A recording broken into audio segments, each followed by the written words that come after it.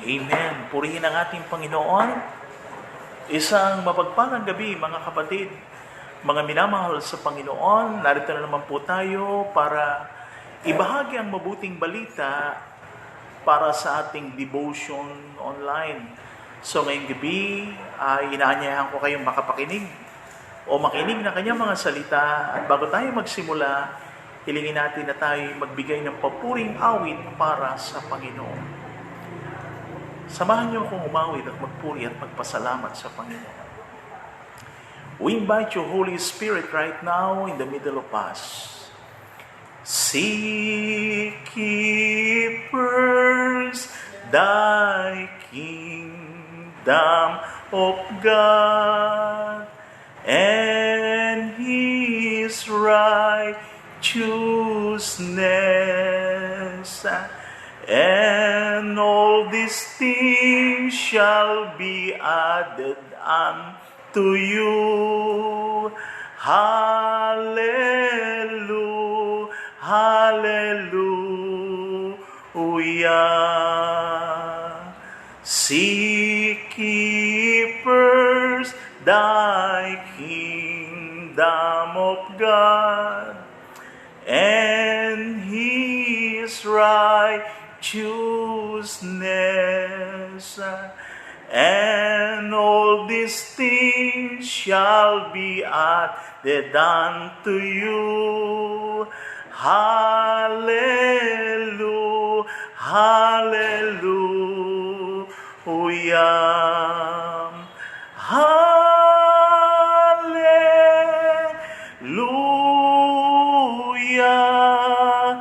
hallelujah,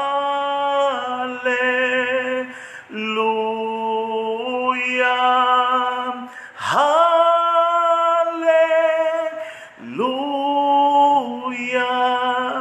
hallelujah, hallelujah. Purihin ang ating Panginoon. Mga kapatid, isang mapagpalang gabi po sa bawat isa at binabati ko kayong lahat ng isang mapagpalang gabi. At ngayong gabi ay darako na tayo sa ating devotion online o ang pag-aaral ng kanyang mga salita. Tayo po'y makinig ng mga salita ng Diyos. Tayo muna'y manalangin ngayong gabi. Makapangyarihang Ama, iniling ko po ang malayang pagkilos ng banal mong Espiritu sa aming kalagitnaan. At ang aking dalangin, Panginoon, ang mga salita mo'y magbibigay kalakasan sa buhay ng bawat mga mananampalataya. Panginoong Hesus, ngayong gabi, magligtas po kayo, magbago kayo ng buhay, magpalaya kayo ng mga taong alipin at gapos ng kasalanan. At higit sa lahat, ang patuloy na paggawa mo ng himala, ang pagbibigay ng himala ng kagalingan sa mga may karamdaman. Ngayong gabi, sa pangalan ni Jesus, inaangkin namin, Lord, hallelujah, ang mga kapatid naming may karamdaman, ang ganap at kompletong kagalingan sa pangalan ni Jesus na taga Nazaret. Purihin po ang ating Panginoon, isang mapagpalang gabi sa bawat isa. At ngayong gabi, darako na po tayo sa ating devotion online o ang pag-aaral ng kanyang banal na salita. Mababasa natin ang ating pag-uusapan ngayong gabi sa aklat po ni Dr. Lucas, Kabanatang 12, ang kapitulo po ay 21 hanggang 31. Nais ko pong basahin ngayong gabi ang salita ng Diyos at hinihiling ko na kayo makibukas ngayong gabi sa inyong mga Biblia para basahin natin ang mabuting balita ng kanyang mga salita. Narito po ang sinasabi ni Dr. Lucas sa Kabanatang 12, ang kapitulo po ay 21 hanggang 31. Basahin po natin ang salita ng Diyos.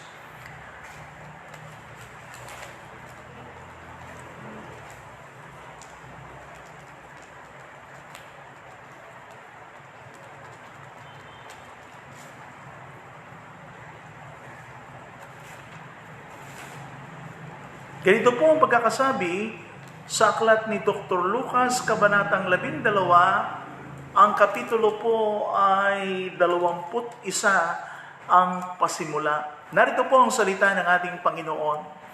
Gayon nga, ang nagpapakayaman sa kanyang sarili ay hindi mayaman sa Diyos. At sinabi niya sa kanyang mga alagad, kaya nga sinasabi ko sa inyo, huwag kayong mga balisa sa inyong pamumuhay kung ano ang inyong kakanin, kahit sa inyong katawan kung ano ang inyong daramtin. Sapagat ang buhay ay higit kaysa pagkain at ang katawan kaysa damit. Sa verse 24, wariin ninyo mga uwak na hindi sila nangaghasik, ni nagsisigapas man, na walang bangan ni kamaligman, at sila'y pinapakain ng Diyos. Gaano ang kahigitan ng kahalagaan ninyo kaysa sa mga ibon? At sino sa inyo ang sa pagkakabalisa ay makapagdaragdag ng isang siko sa sukat sa kanyang buhay? Kung hindi nga niyo magawa kahit ang lalong maliit, bakit nga nangababalisa kayo tungkol sa mga ibang bagay? Wariin ninyo ang mga liryo kung paano sila nagsisilaki. Hindi na nagpapagal o nangagsusulit man.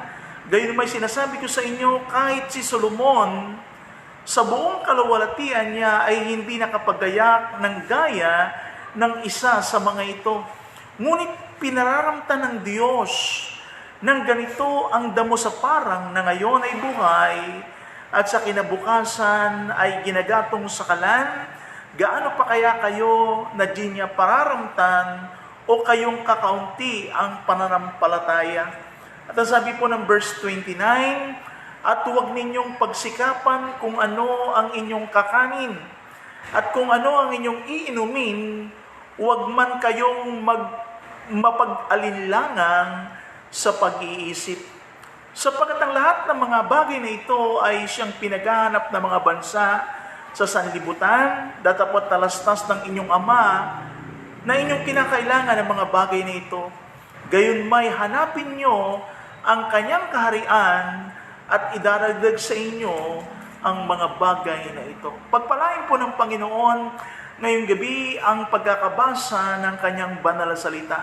Mga kapatid, ngayong gabi narito po ang pangako ng ating Panginoon na dapat maging gabay ng bawat mga Kristiyano o ng mga mananampalataya.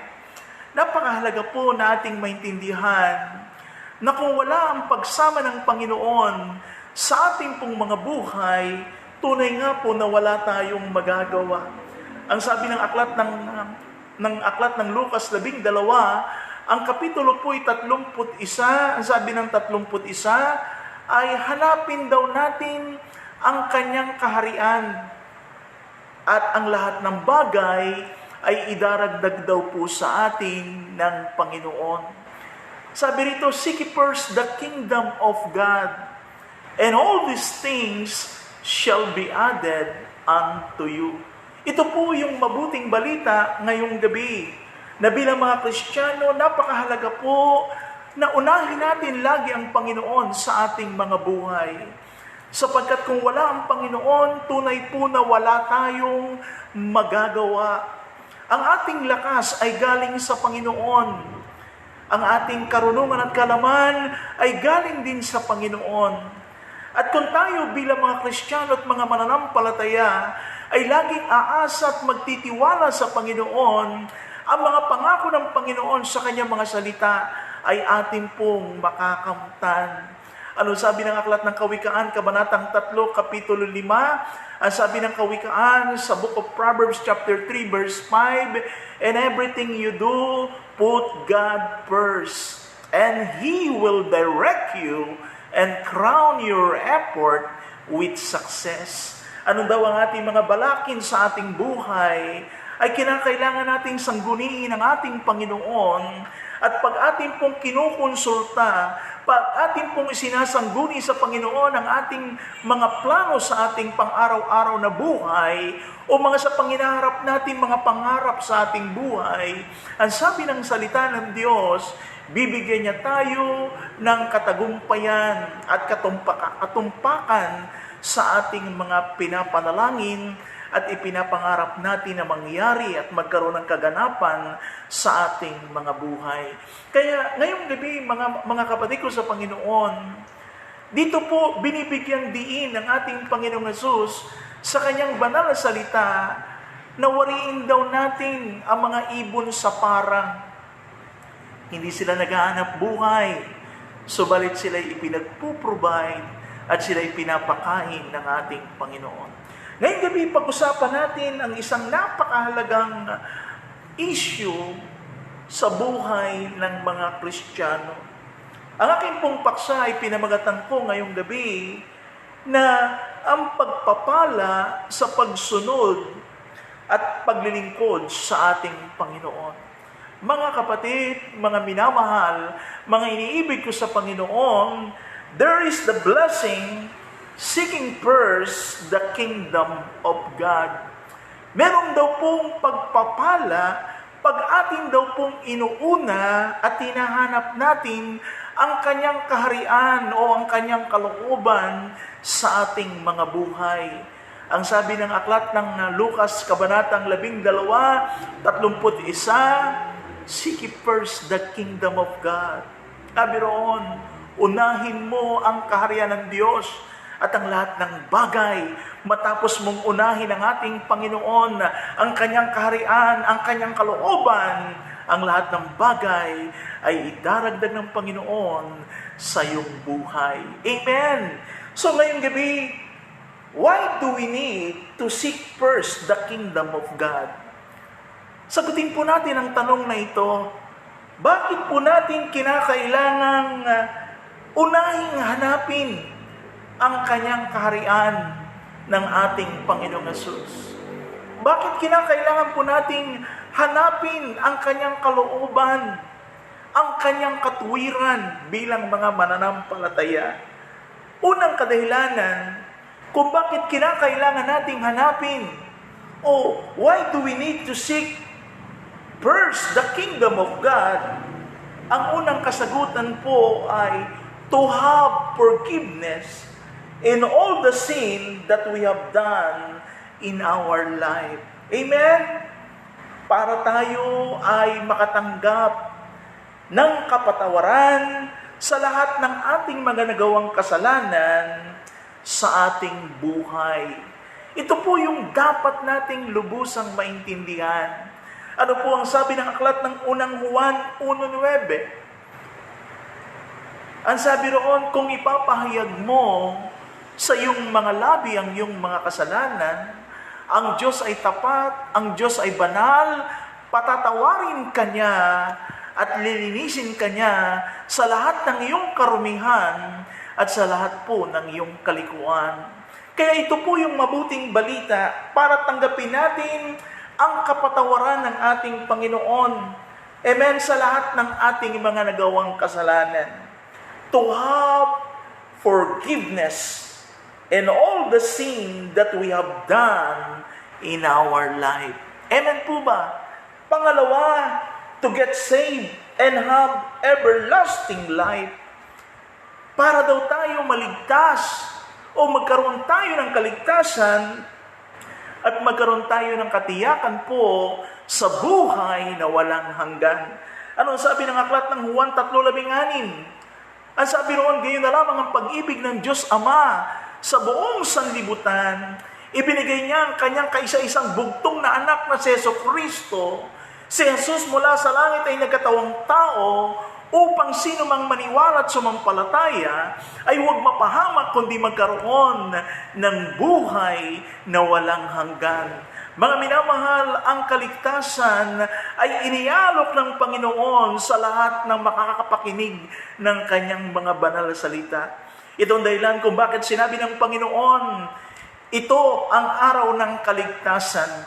This is the day of your salvation. Now is the day, now is the time of your salvation. Ito yung oras, ito yung panahon ng kaligtasan. At ang kaligtasan ay inialok ng Panginoon. Sapagat sinabi rin ng Panginoon sa aklat ng Gawa, Kabanatang 4, Kapitulo 12, at sa kanino mang iba'y walang kaligtasan, sapagat walang ibang pangalan sa silong ng langit na ibinigay sa mga tao na sukat nating ikaligtas. Mga minamahal, Walang ibang pangalang ibinigay sa silong ng langit, kundi ang pangalang Jesus. Ang ibig sabihin ng pangalang Jesus ay tagapagligtas. Ang ibig sabihin ng salitang Jesus ay Savior.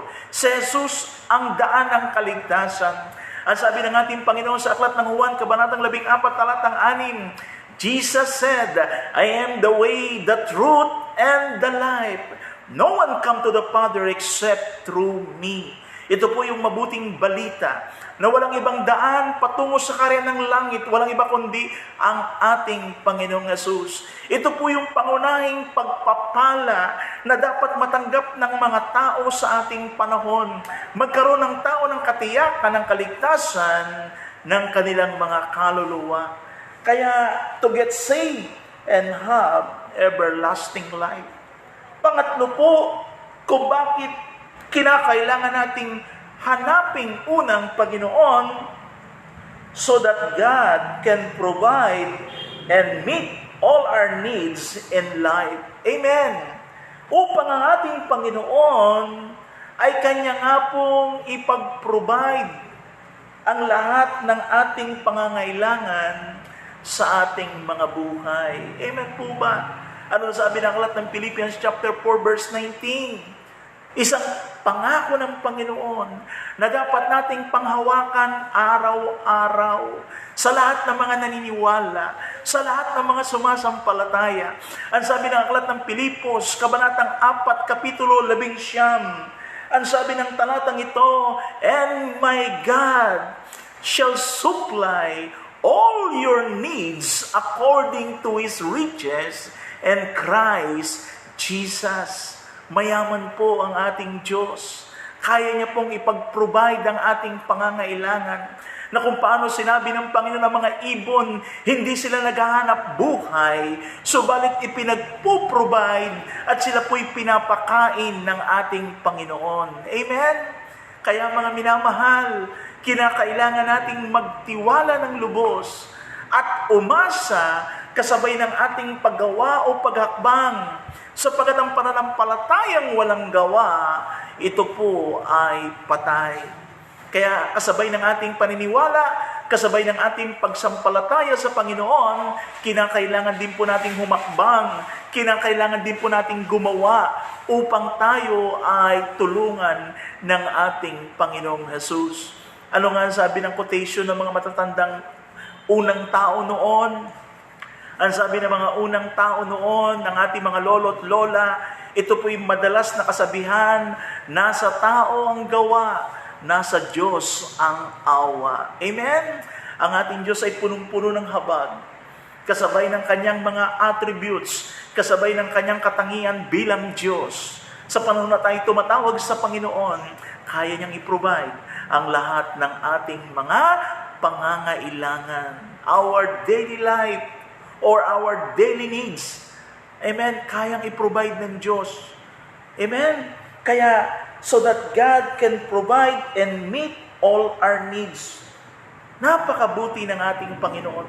Kaya mga kapatid, ito po ang dahilan kung bakit kinakailangan nating unahing hanapin ang ating Panginoon.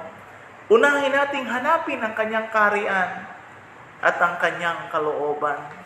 Pangalawa na gusto kong i-share sa inyo ngayong gabi, how or in what way do we can seek the kingdom of God?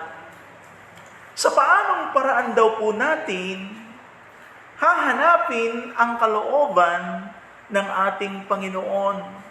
Paanong paraan natin hahanapin ang kaharian ng Diyos? Paano ba natin makikita ang kaharian ng Diyos, mga kapatid?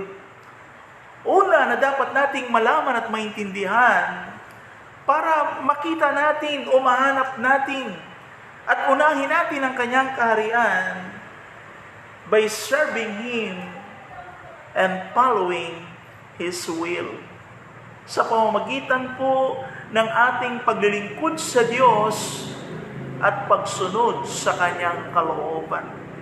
Katulad ng sinabi ni Jesus, Father, it's not my will, but your will be done. Amen?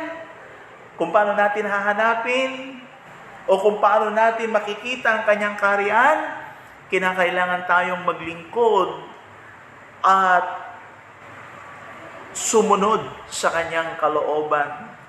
Ano ang sabi ng Matthew chapter 5 verse 8? Basahin nga po natin.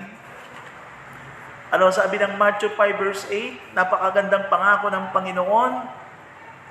Sa aklat ng Matthew, kabanatang 5, kapitulo 8, ay ganito ang sinasabi ng Panginoon, "Blessed are the pure in heart, for they shall see God." Amen. Sabi dito, mapapalad ang mga may malinis na puso sapagkat makikita nila ang Diyos. Amen. Pag daw ang ating puso'y malinis, makikita natin ang Diyos. Amen. Blessed, sabi rito, are the pure in heart, for they shall see God. Kaya, napakahalaga po ng ating puso. Amen? Ano pa ang sabi ng Hebrews chapter 12, verse 14? Basahin natin para ating makita at ating maintindihan ang mga pangako ng Panginoon sa kanyang mga salita. Ano sabi ng Hebrews? Mga kapatid, basahin natin. Aklat ng Hebreo, kabanatang 12, ang kapitulo ay 14. Amen? Sabi ng verse 14 ng Book of Hebrews, chapter 12, verse 14, "Sundin ninyo ang kapayapaan sa lahat ng mga tao." Sabi rito, sundin niyo ang kapayapaan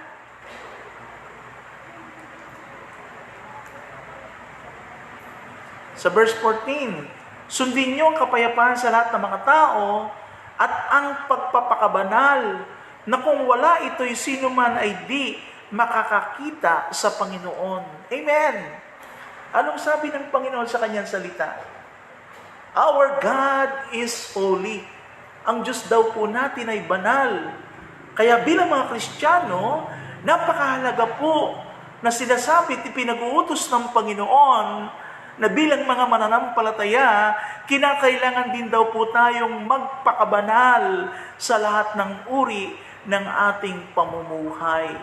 Napakaganda ng sinasabi ng verse 14. Hebrews 12:14 sa wikang Ingles, "Follow peace with all men and holiness, without which no man shall see the Lord." Hindi natin makikita ang Panginoon. Hindi natin mararanasan ang kanyang presensya sa sandali na hindi tayo mamuhay na may kabanalan. Kaya mga kapatid, napakahalaga po nito, no? Praise God! Kung paano natin hahanapin ang kanyang kalooban at ang kanyang kaharian, una, sa pamamagitan ng ating paglilingkod at pagsunod natin sa kanyang kalooban. Pangalawa, paanong pangalawa na matapos nating maglingkod sa Panginoon, matapos nating hanapin ang kanyang kalooban, amen, ang pangalawa ay by giving our body as a living sacrifice. Amen. Na kinakailangan pala para makita natin ang kalooban ng Diyos, na kinakailangan po pala para makita natin ang kanyang kaharian. Kinakailangan daw pong ihandog natin ang ating katawan. Itong katawang ito ay ating ihandog sa Panginoon. Isang haing buhay, banal at kaaya-aya at kalugod-lugod sa Diyos. Ano sabi ng Romans chapter 12? Basahin po natin ang Romans 12, no? Napakaganda ng sinasabi ng Romans 12. Anong sabi ng Romans 12 verse 1? Sige nga po, basahin nga natin ang Book of Romans. Amen. Sige po, buksan natin ang Book of Romans. Amen. Romans 12 verse 1. Anong sabi riyan? Ihandog ninyo ang inyong katawan, isang haing buhay, banal, kaaya-aya, at kalugod-lugod sa Diyos. Amen? Ano sabi ng verse 1? Kaya nga mga kapatid, ipinamamanik ko sa inyo, alang-alang sa kahabagan ng Diyos, inyong iharap ang inyong katawan na isang haing buhay, banal, kaaya-aya sa Diyos, na siya niyong katampatang pagsamba. Kaya pag tayo raw po ay sumasamba, napakahalaga po ng ating katawan ay ating ipinapagamit sa Panginoon. Isang haing buhay. Sabi rito, I beseech you therefore, brethren, by the mercies of God, that you present your bodies as a living sacrifice, holy, acceptable unto God, which is your reasonable service. Kaya alalahanin natin, mga kapatid, ang ating katawan ay kinakailangang ihandog sa Panginoon. At ingatan daw natin ang ating katawan na maaaring ito'y maging katampatang pagsamba at maging kalugod-lugod sa ating Panginoon. Okay? Kaya ito po yung mga pangunahing dahilan kung paano natin hahanapin ang kanyang kalooban. Pangatlo, panghuli, the result of seeking the kingdom of God. Ang resulta pag ating inunang hanapin ang kanyang kaharian. Ano raw po ang resulta? Mga kapatid, the number one result of seeking the kingdom of God, number one is blessing, pagpapala. Ang mga tao o mga mananampalataya na laging inuuna nila ang kaharian ng Diyos, inuuna nila ang Panginoon sa kanilang buhay, ay pinagpapala ng ating Panginoon. Kaya't lagi natin tandaan, pag araw ng linggo, ang linggo po ay araw ng pagsamba. Sunday is not a holiday, but Sunday is holy day. Ito'y araw ng Panginoon. Ang sabi ng Exodus chapter 20, beginning verse 1, 6 na araw kayong gagawa. At sa loob ng 6 na araw, gawin nyo na ang inyong mga gagawin. Yung 7 araw, yan ay Sabat, at yan ay banal na araw, at ang araw na yan ay para sa Panginoon. Amen? Praise God. Ano yung pagpapala na ibibigay ng Panginoon? Of course, bibigyan niya tayo ng kapayapaan. Amen? Lahat ng mga inuuna nila ang Panginoon, binibigyan sila ng Lord ng peace. Amen? Binibigyan sila ng Lord ng rest, ng joy. That our God is a faithful God. He gave us joy. He gave us rest and peace. Amen? Binibigyan niya tayo ng kapahingahan. Ano yung kapahingahan yon? Ano sabi ng Matthew chapter 11 verse 28? Come unto me, all who are weary, and I will give you rest. Ang kapahingahang ibinibigay doon ng Panginoon ay kapahingahan ng ating mga kaluluwa, maging ng ating mga isip, alalahanin sa ating mga buhay. Katulad po ngayon, napakarami ng mga COVID patients sa bayan ng San Jose. Ang mga totoong inuuna ang Panginoon, hindi dapat mangamba kasi binibigyan tayo ng assurance ng Lord na kapayapaan, katiwasayan, at higit sa lahat kagalakan na nagmumula sa Panginoon. Lumapit tayo kay Jesus. Kaibigan, ikaw yan. Marahil naguguluhan ka, marahil nabibigatan ka. Ang sabi ni Jesus, come unto me who are weary. Amen? Praise God. And I will give you rest. Kaya, pangalawa na blessing, God will protect you. Bibigyan ka ng Diyos ng kanyang proteksyon. Iingatan ka ng Panginoon. Amen? Ang mga totoo naghaharap sa Panginoon at ang mga totoo naglilingkod sa Diyos, may pag-iingat ng Diyos. Ano sabi ng Romans chapter 8:31? Basahin nga natin saglit ang Romans 8:31. Ano sabi po rito ng Romans 8:31? Babasahin ko po, pakinggan nyo. Ito po yung proteksyon na ibinibigay ng Diyos sa lahat ng mga naglilingkod at inuuna nila ang kaharian ng Diyos. Ano sabi ng verse 31? Ganito sabi ng verse 31, what shall we then say to this thing? If God be for us, who can be against us? Amen? Sabi dito, sa verse ano po? Praise God. Sa Romans chapter 8, verse 31, Ano ang sasabihin sa mga bagay na ito? Kung ang Diyos ay kakampi natin, sino ang laban sa atin? O mga kapatid, napakasarap, nakakampi mo ang Diyos. Amen? Hindi na baling magalit sa iyo buong mundo. Hindi na baling magalit sa iyo ang buong barangay. Basta mahalaga, kakampi mo ang Diyos. Amen? Amen. Praise God. At ano sabi pa ng verse 32? Siya na hindi pinagkaita kanyang sariling anak, kundi binigay dahil sa ating lahat. Bakit hindi naman ibibigay sa atin na walang bayad ang lahat ng bagay? O, purihin ang Panginoon.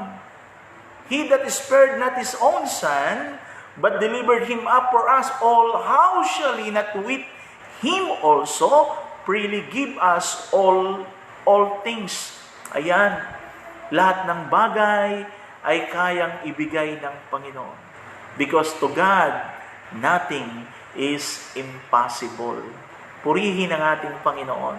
At pangatlo na pagpapala, God will heal you. Sa mga may karamdaman, pag inuna mo at inuuna mo lagi ang kaharian ng Diyos, inuuna mong hanapin si Jesus. Amen. Hindi ka lang niya bibigyan ng kapayapaan, kagalakan at katiwasayan.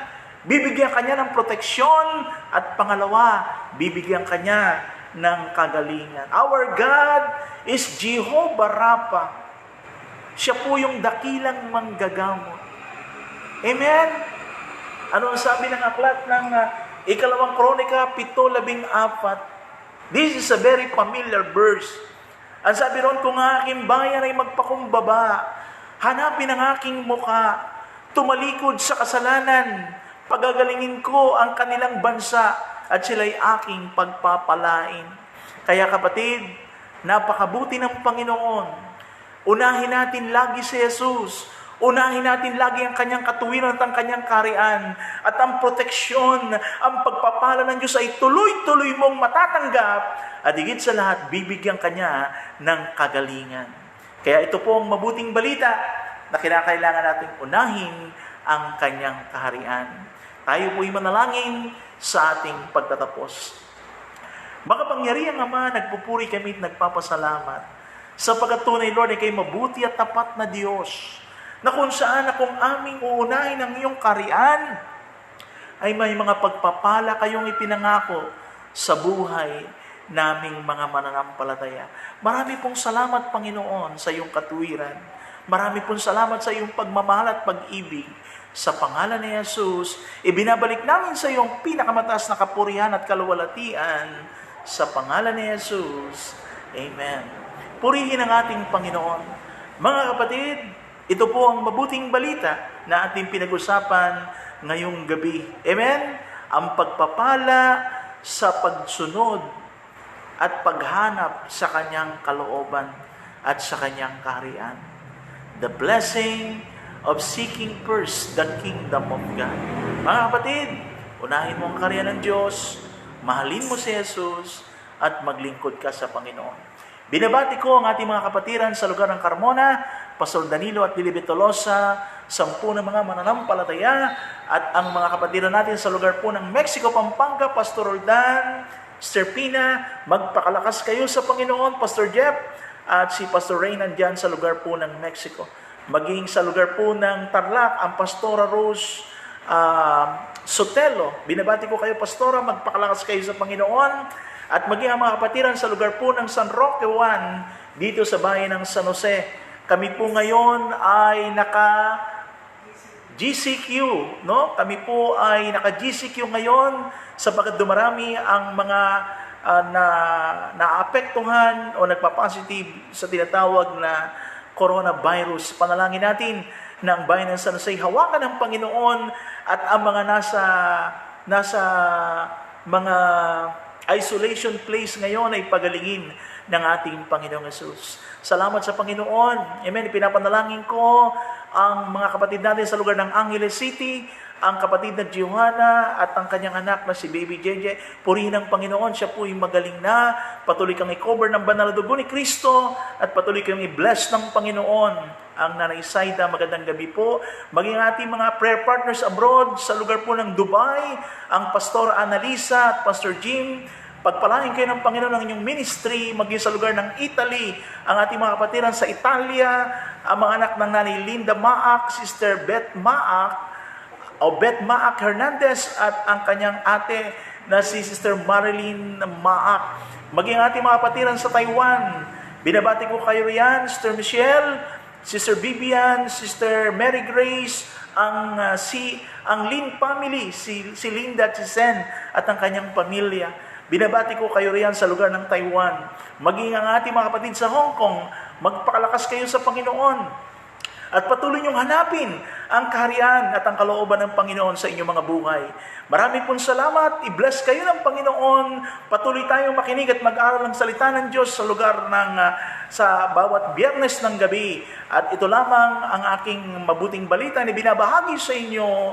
Ang pagpapala ng Panginoon ay sumainyong lahat. Ang ating mga pastor sa San Jose, Pastor Archie Pamilara, Pastor Jed Marcelo, magpakalakas kayo sa Panginoon.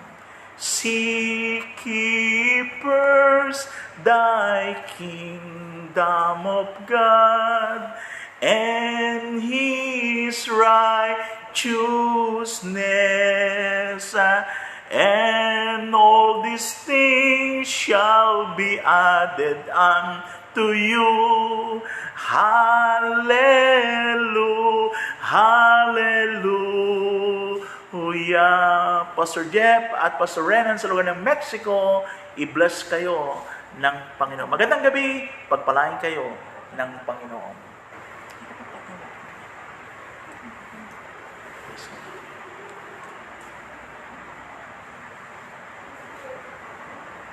God bless everyone.